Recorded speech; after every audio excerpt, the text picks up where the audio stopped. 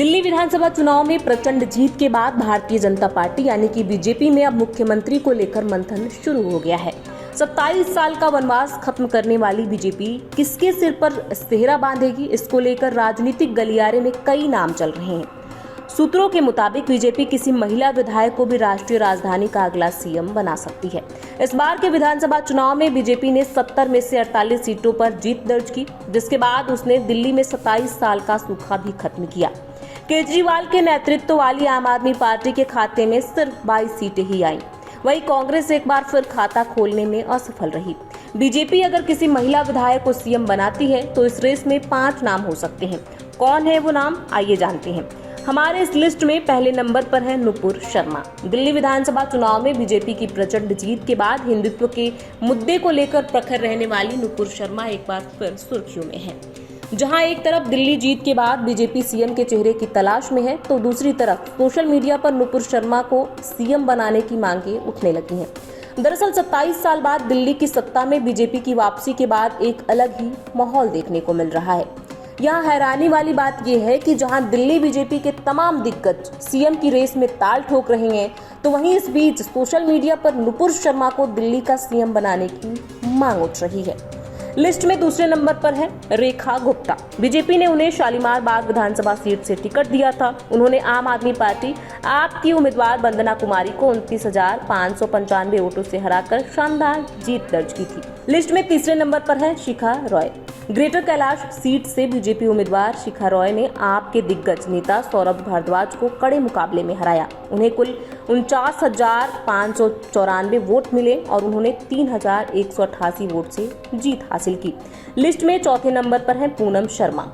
Wazirpur seat से BJP की पूनम शर्मा ने भी प्रभावशाली जीत दर्ज की। उन्होंने आप के राजेश गुप्ता को 11,425 वोटों से हराया।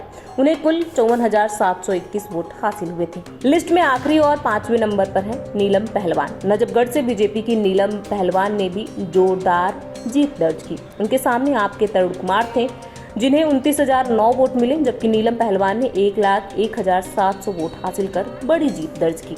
दिल्ली में अब तक 3 महिला जो है वो मुख्यमंत्री रह चुकी हैं। दिल्ली की राजनीति में महिला नेताओं की भूमिका महत्वपूर्ण रही है। अब तक 3 महिला मुख्यमंत्री दिल्ली की बागडोर संभाल चुकी हैं। इस लिस्ट में पहले नंबर पर है सुषमा स्वराज, जो कि बीजेपी की थी। 1998 में दिल्ली की पहली महिला मुख्यमंत्री बनी, हालांकि उनका कार्यकाल छोटा रहा। लिस्ट में दूसरे नंबर पर है शीला दीक्षित। 1998 से 2013 तक लगातार 15 वर्षों तक मुख्यमंत्री रही और दिल्ली के विकास में अहम भूमिका निभाई। लिस्ट में तीसरे नंबर पर है आतिशी।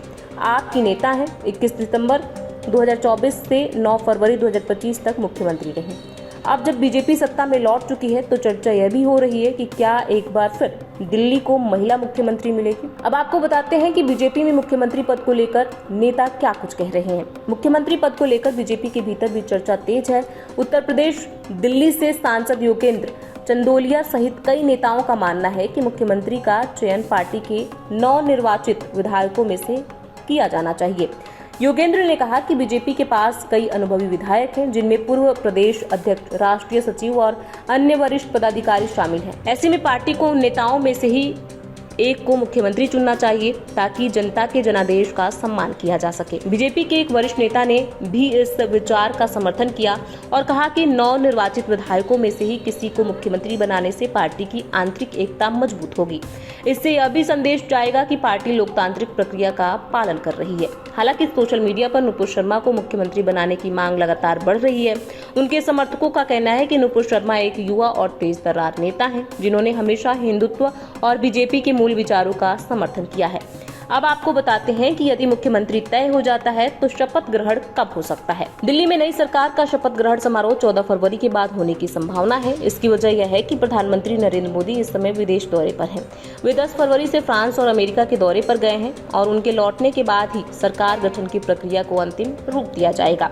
बीजेपी नेताओं का कहना है कि प्रधानमंत्री मोदी की मौजूदगी में ही शपथ ग्रहण समारोह होगा, क्योंकि यह बीजेपी की एक बड़ी और ऐतिहासिक जीत है। इसीलिए सरकार गठन की प्रक्रिया में पूरी सावधानी सावधानी बरती जा रही है ताकि मुख्यमंत्री चयन से लेकर कैबिनेट गठन तक सब कुछ सुव्यवस्थित तरीके से किया जा सके। दिल्ली में बीजेपी की जीत के बाद अब मुख्यमंत्री पद को लेकर चर्चाएं तेज हो गई हैं। नुपुर शर्मा को लेकर सोशल मीडिया पर जबरदस्त समर्थन दिया जा रहा है, लेकिन पार्टी के भीतर नवनिर्वाचित विधायकों में से किसी को मुख्यमंत्री बनाने की मांग भी हो रही है। इस बीच बीजेपी की कई महिला नेताओं ने भी प्रभावशाली प्रदर्शन किया है, जिससे यह संभावनाएं भी बनी हुई हैं कि दिल्ली को एक बार फिर महिला मुख्यमंत्री मिल सकती है।